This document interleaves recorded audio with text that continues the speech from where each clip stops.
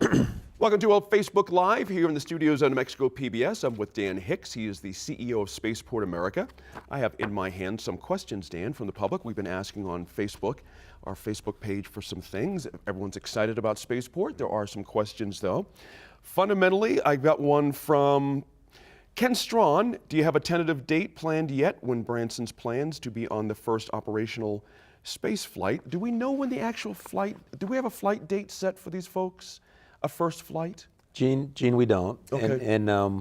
Sir Richard Branson, when he made the announcement a couple weeks ago, was followed by George Whitesides. Gave a very good dialogue about we've still got a number of test flights that Virgin Galactic has to go through. And at some point, as soon as those are blessed off and they get rated by the FAA to have a human capacity to go up there to bring the commercial operation on board, then Sir Richard will be able to take his first flight. Right. But when that actually happens, a date, that's a better question for George and his test engineers working through Sir Richard. Mm-hmm. Here's a good one too from Celinda Grout. Will there be public viewing areas for activities at the spaceport? So there will. What we're trying to work right now with our licensing, we have a license with the FAA, and we have to ensure things are done safely and with security. And so we're working with them now on how many people are allowed when this beautiful spaceship goes up into space and comes back and lands, basically as a big, beautiful glider coming in. What's the safety distance and what's a maximum population density on the spaceport? What we're also doing is working with the incredible staff of Governor Lujan Grisham, like Secretary Jen Schurer, to look at, from the Department of Tourism, what do we do for these other locations, and how do we bring like the state parks and have other viewing locations or communities in Elephant Butte and Tier C and in Las Cruces? What are some other locations statewide that we can have viewing of that can actually see something if they're outside, or get things piped in to a convention center or to local communities? That's a great idea. I never thought about that. At a park, you don't necessarily have to be within 3 miles to see something going, through the atmosphere. That's fascinating. So what we're looking at right now in some of these upcoming flights is to kind of get a good perspective of where it does make sense, because there's some things, as you see, American Airlines Delta, you see these jets way up there, and unless you can see a contrail, the beautiful contrails, you're not going to see them. Right. And so at the altitude where the White Knight 2 has taken the Unity spaceship up, it's going to be like that. You're not probably going to see that unless there's a nice contrail. And so when the actual rocket boost that takes it up, into a space environment, you might be able to see that. But that's the analysis we're working right now with our Virgin partners to see where there's good viewing areas around the local area of the Spaceport America. My colleague Megan Kemerick has an interesting question. I guess some time back there was a thought to have a visitor center and have tourism events that were not necessarily around the space launches, but other things going on, an immersive, highly immersive experience. What's the deal there? That sounds actually kind of interesting. Is that still in the planning? Oh, what a beautiful question.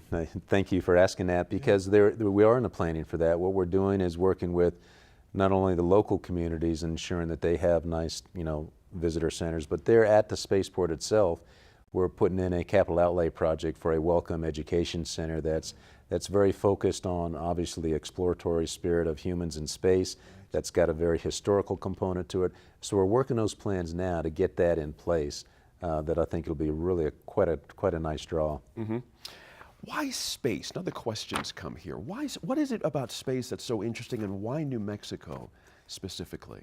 So let me answer that in 2 parts. Why space is such a, I hear that a lot, but you think about humans, and there's probably 2 perspectives that make a lot of sense to me that I've learned very well over the last couple of years. The first one is maybe just my business case. There's incredible resources up in space that we've only begun to tap as humans, whether it's on the moon, whether it's asteroids, whether it's just the other capabilities that are out there.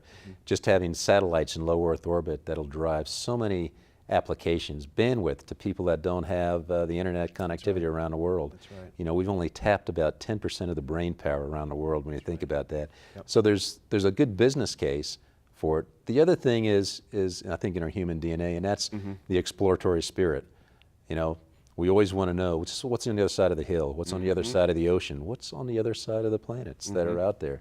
So that's always going to drive us. It's in our DNA. So those 2 perspectives, I think, why space?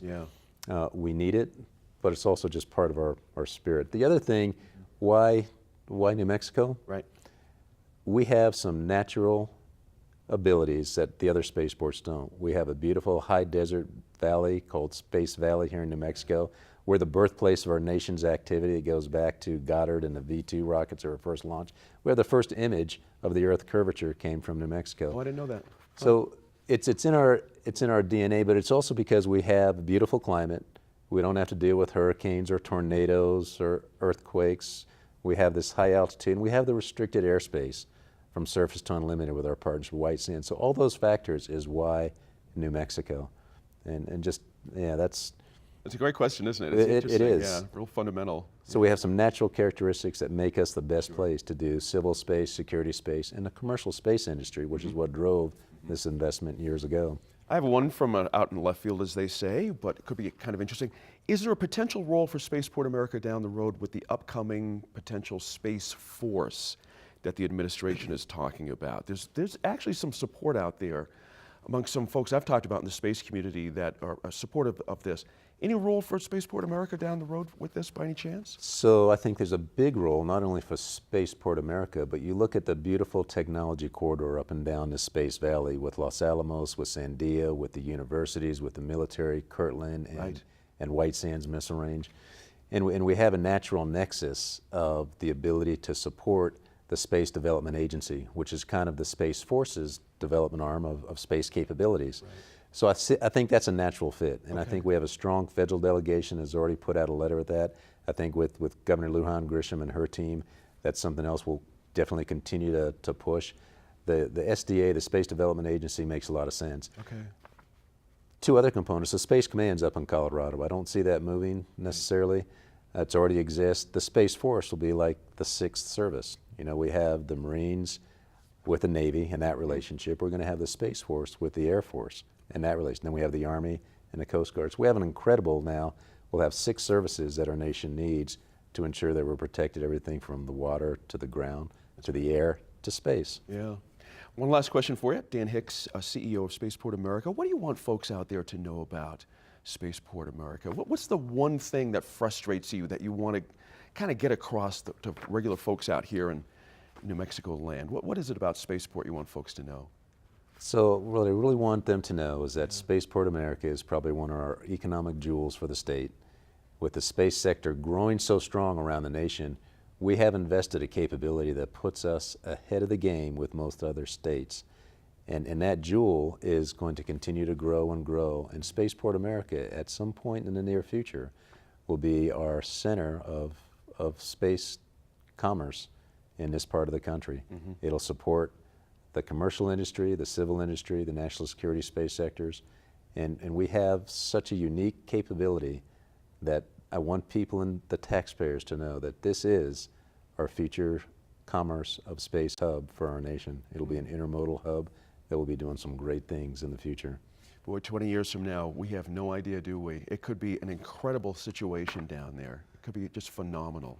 That's true. I just finished a 30-year outlook for White Sands Missile Range under Tim Coffin, General Coffin. Yeah. And looking 30 years into the future gets you in that mindset. Yes. So thinking about what you just said, 30 years into space future, man, we can dream of things now, but things will be totally different 30 years from now when Gene and Dan look back and say, wow, boy, if we only knew what the technology would be. That's right. So it's exciting. The space industry is exciting today. Good stuff. Good on you for being at the top of the food chain down there and guiding us to this place. Really appreciate you coming up here to Albuquerque, spending some time with us on this Facebook Live. We really appreciate you being out there too and those questions we'd asked for. Dan Hicks, thank you. We'll see you next time.